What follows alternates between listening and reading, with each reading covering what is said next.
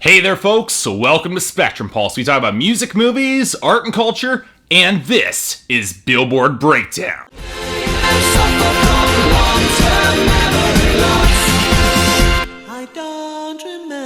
Now for this episode of Billboard Breakdown, we have a much more chaotic week on the pop charts than last time. Roughly the same number of debuts and re-entries, but the real chaos was courtesy of a chart reshuffling, one that's fairly typical around this time of year, in order to usher out a lot of the old and bring in the new. Now this led to all sorts of strangeness, including our highest debut song from a movie that came out a few weeks ago from an Academy Award winner and overall pretty damn awesome human being Jennifer Lawrence, on a song that she hates. Now, before we get to that conversation, let's start with our top 10, where there's actually a fair bit of change here. Not really in the top 5. Blank Space by Taylor Swift holds on to number 1 easily, with even more radio airplay dominance. All About That Bass by Meghan Trainor is somehow barely holding on, only thanks to radio airplay at number 2, but even that's decreasing fast against the rise of Take Me to Church by Hozier at number 3, which is crushing streaming and slowly getting some traction on the radio. Coming in at number 4 is Shake It Off by Taylor Swift, which is somewhat dropping across the board, but isn't quite dropping as fast as Animals by Maroon 5 at number 5, where they swap positions for this week. Now it's in the next 5 where we get some real movement. Coming in at number 6 is our highest arrival to the top 10, Selena Gomez's The Heart Wants What It Wants, arriving partially off the back of her first greatest hits album, For You, which has gotten her huge streaming and respectable sales, and is probably Selena Gomez's best single since 2011. I might not be a fan of the choppy piece at the end of the chorus and the lyrics that are a little bit clumsy with all the fairy tale references and a little bit juvenile, but the more restrained production and Selena's performance reminds me of why I used to be a fan of hers until Stars Dance flushed all of that down the toilet. Next up is Sam Smith, staying solid at number 7 with I'm Not the Only One, thanks to pretty much gains all across the board. And then we have our second new arrival on the charts at number 8 with Uptown Funk from Mark Ronson and Bruno Mars, which has simultaneously been getting better and worse every single time I listen to it. I love the bass, the slick guitar groove, and punchy drums, yet the synth tones just feel a little off to me, and that crescendo that leads into the sax just doesn't work as well as it should. The lyrics are swollen with arrogance too, but yet Bruno Mars and Mark Ronson make them surprisingly convincing. I think I might have to deliberate on this one just a little bit more, but thankfully I know exactly how I feel about the next 2 tracks. Habits Stay High by Tove Lo tumbles down to number 9, having peaked in airplay despite some respectable streams, and Love Me Harder by Ariana Grande featuring The Weeknd dipped slightly to number 10, if only because sales were slightly underway, being held up by massive streaming and some stronger airplay gains. Oh, and both songs are awesome in case you ever need any more reminders. Now on to our major changes, and let's start with the major dropouts. All of Me by John Legend, Bailando by Enrique Iglesias, Boom Clap by Charlie XCX, although I expect to see that return with her album dropping in less than a few weeks and getting some pretty strong reviews. Happy by Pharrell, Sunshine and Whiskey by Frankie Ballard, and Dirt by Flora George Line. All these songs are gone. Unsurprisingly, considering all these songs had their 20 weeks or more last year, and they're getting shuffled out for the new year. And yet our losers this week are more songs that haven't caught on as strongly and are getting slowly rotated out as the end of 2014 regardless. Gwen Stefani's Baby Don't Lie shows the No Doubt frontwoman's second comeback, losing all steam to number 97. Kendrick Lamar's All Attempt at a Self-Esteem Anthem, I, dropping to number 80. The absolutely gutless and terrible Stolen Dance by Milky Chance dropping to 51 and not leaving the chart fast enough. And the Chris Brown Usher collaboration that gave Rick Ross his only real hit of this year, dropping to number 48. But it wasn't just songs that wore out their welcome either. Nicki Minaj and Skylar Grey's underwhelming debut from last week, Bed of Lies, drops to number 81. Although I suspect the second that Nicki releases a video for it around her album's release, it'll probably regain some traction. Ghost by Ella Henderson unfortunately loses some steam to number 67. Pentatonix's hot debut last week, Mary Did You Know, drops to number 60. And Carrie Underwood's Finding Jesus and her inner Christina Aguilera on Something in the Water dips down to number 52. Most perplexingly for me was One Direction's Steal My Girl, dropping number 45, propped up mostly, well, by streaming. Maybe the listeners finally started cluing at how much those opening piano chords are reminiscent of Faithfully by Journey. Just saying. And now on for our gainers. We got a whole new selection of songs here that I talked about last week, gaining some major traction, whether we wanted them to or not. I mean, I'm happy that I Don't Mind by Usher and especially Night Changes by One Direction went up from 54 and 31 respectively, but that's really the only changes I'm all that happy about. Elsewhere, Booty by Jennifer Lopez and Iggy Azalea goes to number 75. I Bet My Life by Imagine Dragons goes up to 56. And because mainstream hip-hop has no real direction, it has chosen to rely on the decision-making skills of the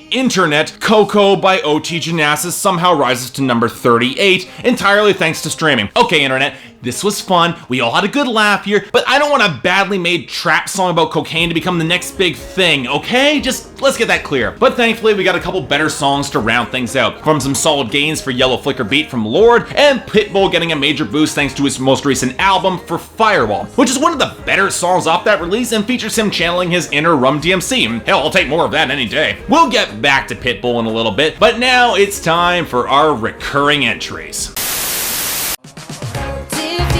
Husband, here's a few things you need to know if you wanna be my one and only all my life. You know, I think I get why this song wasn't the Meghan Trainor song that actually caught fire, cause it's kind of insufferable. Sure, the retro doo-wop vibe isn't bad, and I like the key change, but maybe it's Trainor's self-satisfied delivery, the way she wants to get her own way, and the increasingly desperate way that she expects said future husband to accommodate her brand of craziness and just buy her the ring already, and even with that, said future husband can count on not seeing his family more than hers. Normally these songs go to supplement the demands with what she's gonna bring to the table, and yet this song is too concerned with preserving its innocent nature to actually include the appropriate rhyme for "I'll be sleeping on the left side of the bed, open doors for me, and you might get some kisses." Okay, yeah, this is a wish fulfillment fantasy, and as such, I really can't get mad at it, but doesn't mean I have to like it either.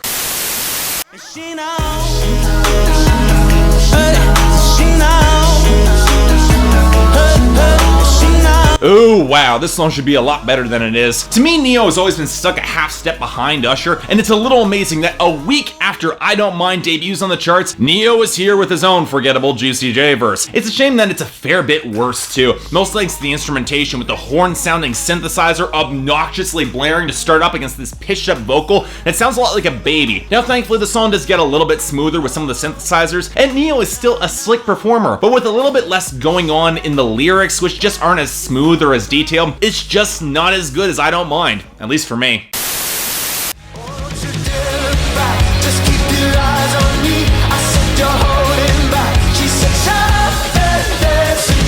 Oh, it's nice to see the Killers back with another hit from Battleborn.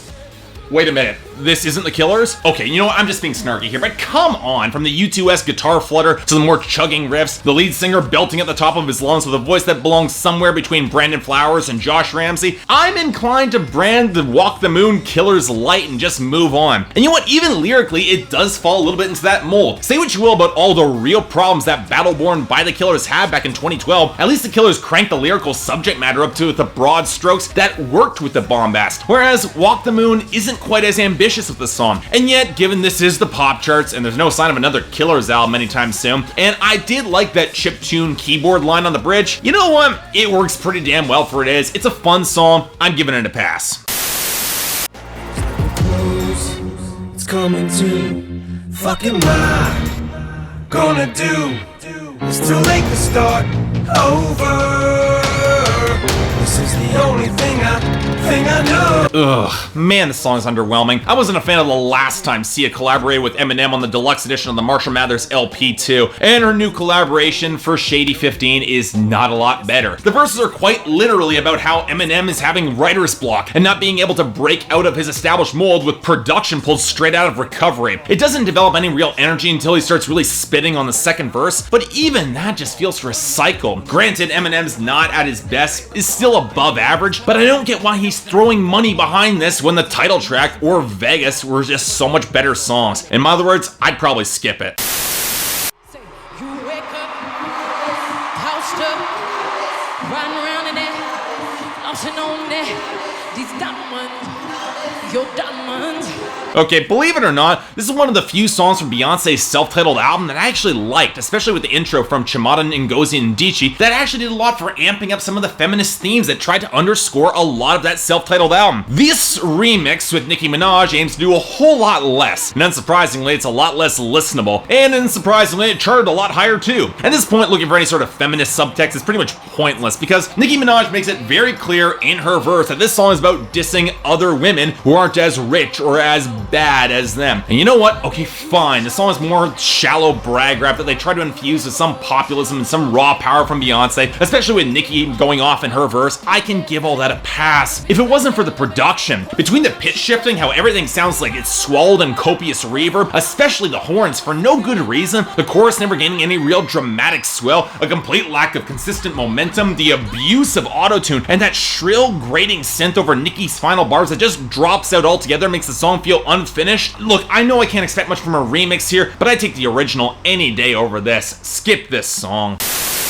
And now that I pissed off a considerable chunk of my audience, let's move on to our newest arrivals, starting with Time of Our Lives by Pitbull and Neo. All the time of my life. It's worldwide. Oh, baby. Ooh, give me the time of my life. You know, I already talked a bit about this song when I reviewed Globalization last week, which is the reason that this song is charting. But overall, you know what? It's one of the more likable songs on this album. I still don't understand why Neo always sounds so inert on Pitbull's tracks, but it fits a little bit better than on Give Me Everything, because this song is about ignoring real problems in your life to find a moment of solace in the party. So there is that element of melancholy that's expected. And to Pitbull's credit, while his verses are as sleazy and ridiculous and kind of forgettable as ever, I liked how they stripped things back for the bridge, where he actually showed a little bit of weariness and sympathy for his audience, because he's been there, and it's a surprisingly human moment for him. Combined with one of his more restrained beats and pretty good melody, I'd argue this song works. I'll take it. Number 93, Sledgehammer by Fifth Harmony. Feel just like a sledgehammer.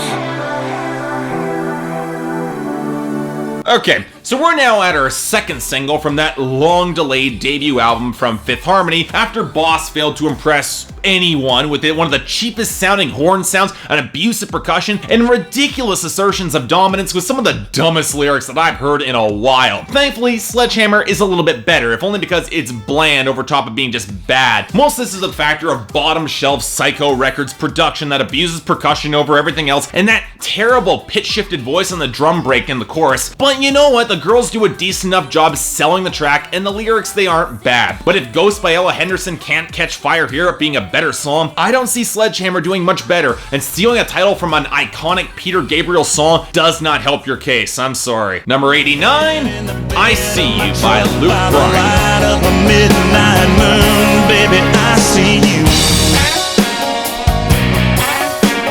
Okay, of all the songs that showed up on this list, this is the one that surprises me the most. I mean, seriously? We're this desperate for Luke Bryan's singles on the charts that we need to pull a deep cut from a year and a half ago? And it's not exactly a pleasant listen either. The guitar tone is really sour, the pseudo-rap cadence Luke Bryan does not sound good with his lower voice, the backing vocals are just pitched way too high. But then again, this is a song that's intended to sound bitter and angry, an inability to get over being dumped and friends who are trying to help, and you know what? It's just not working for him that night. Believe me, we've all been there. And at the same time, though, the sourness isn't quite hitting the right note for me. It's more pissy than torn up or legitimately angry, and it's written in a way that comes across as a little bit too young for Luke Bryan's older voice. Overall, you know what? It's not a bad song, but I get the feeling it could have been better. Number 84, I Walk the Line by Craig Wayne Boyd. I won't walk the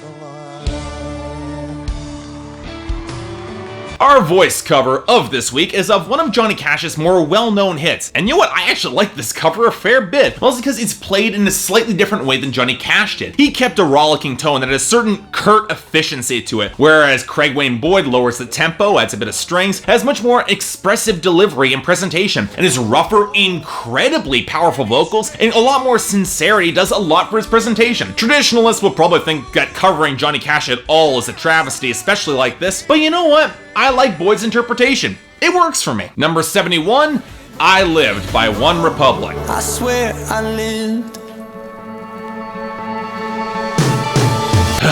I knew this was too good to last. I mean, I had hoped with Counting Stars and Love Runs Out that OneRepublic were taking their brand in a darker, rougher direction. And while you get some of that and some of the production texture of I Lived, this is very much in the vein of older, rather inoffensive OneRepublic singles that aren't bad, but they're nothing special either, especially in the lyrical department, which is standard YOLO pablum that isn't all that interesting. Now, instrumentally, I like some of the punchier drums, but that's offset by some of the backing vocals that don't quite work as well as they should, especially over the bridge. much. In other words, the song's fine, it's okay, but honestly it's nothing special. Number 65, Santa Tell Me by Ariana Grande.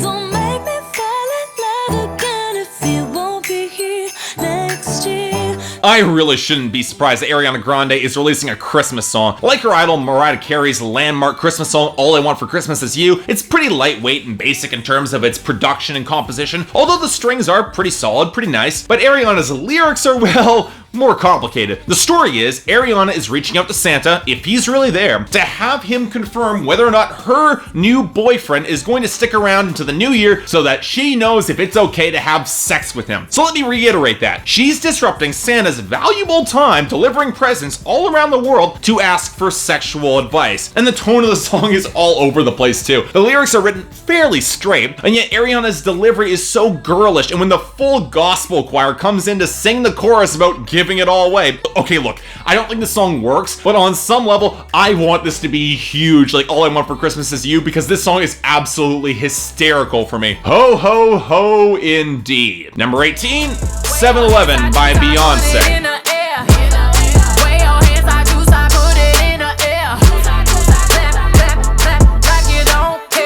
Okay, no, not like that. I didn't mean ho, ho, ho, like, oh, for God's sakes. Am I the only one who remembers what music Beyonce used to make? I didn't love her first decade or so of material with Destiny's Child or going solo, but in the past year, her brand of songwriting has gotten dumber, sloppier, and nowhere near as dignified as it used to be. One of the things I liked about her. When a Rihanna-Shakira collaboration that played like a telenovela melodrama has more dignity and class than this, you've got problems. And you know what? It's not that I've got issues with Beyonce showing off her more ignorant side for a dumb dance song, for a deluxe reissue song that was clearly written in less time than it took for me to put together this episode. But Beyonce can make better music than this because she's just not that good at playing up her ratchet side. She's got raw intensity on the track, sure, but that's about it. Because the beat is generic reverb swallowed trap with pitch shifted vocals laid over the 808s, sloppy pitch correction, and only fragments of a good melody line that comes up at the very end. And lyrics that alternate between being overdone bragging we've heard before and completely forgettable dance calls. With this and Flawless, I don't get why Beyonce feels that she needs to make this kind of music. Nothing wrong with a good party song, okay, but it doesn't have the ambition of Flawless. It's dumb, it's forgettable, and will likely be destined for the soundtrack of plenty of world star videos. Next. And finally, number 12, The Hanging Tree by James Newton Howard featuring Jennifer Lawrence. They strung up a man, they say, who murdered 3. Strange things did happen here, no stranger would it be if we met at midnight in the hanging tree. So okay, I'll be honest, the weekend when Mockingjay Part 1 was released, I went to go see Dear White People instead. All of you should go out and see it because it's awesome and all the more relevant today. The Hanging Tree, co-written by Susan Collins, the author, and the Lumineers, it shows up in the movie as a dark little poem that obviously telegraphs parts of the plot and some of its imagery. And musically, it's very reminiscent of Hoist the Colors in the Pirates of the Caribbean at World's End. It's apparently a song that Jennifer Lawrence absolutely hated performing in any capacity, and you know what you can kind of tell in her delivery, with her tempo increasing with every half-murmured line, that she seems like she just wants to get out of there and get it over with. But apparently audiences all over the world loved it, and it's charting all over the world. And you know what? While I don't see it becoming the next Let It Go, or really lasting all that long on the charts, The Hanging Tree is a decent enough song, at least when it stays as a simple, dark, downbeat folk track. I like when the chorus came in behind Lawrence, to be sure, but the heavier classical instrumentation that eventually swallows up both of them with their traditional symphonic choirs and all the horns made it leave a lot less impact than it really should. Now you could argue it's unintentionally reminiscent of the film's themes, swallowing up that solitary voice of the figurehead into the heavier, blunter message of the cause that doesn't have the words behind it, but I get the feeling that transition wasn't symbolically intentional for the music, and as such, it doesn't quite hit me in the same way that some similar instrumentation has in the past. For a counterexample, do y'all remember that unique flute melody or the mournful violin piece that Howard Shore wrote for the Hobbits and Rohan in Lord of the Rings? Those pieces worked so well because they didn't feel the need to drive the melodic motif into the ground by amping up that symphonic element. And one of the most powerful moments in the film, some of the best, are from those melodies as being played very simply with their original instrumentation, which just carried so much more punch with me. Still, overall good song, and I'll rant about film scores another day. Overall, we've got another mixed bag in this week of turmoil, and honestly, a little bit weaker than last week. For the worst songs of this week, it's a toss-up between 7-Eleven and Flawless, one a remix that took a dump on the original, and the other one that's pretty much irredeemable from the start. For the best, you know what? Might be Killer's Light, but I'll take it. Shut Up and Dance by Walk the Moon, with the runners-up being either The Hanging Tree or Time of Our Lives, depending on how I'm feeling that day. Let's just hope things improve next week, but until then, I'm Mark, you're watching Billboard Breakdown on Spectrum Pulse, and I'll see you next time.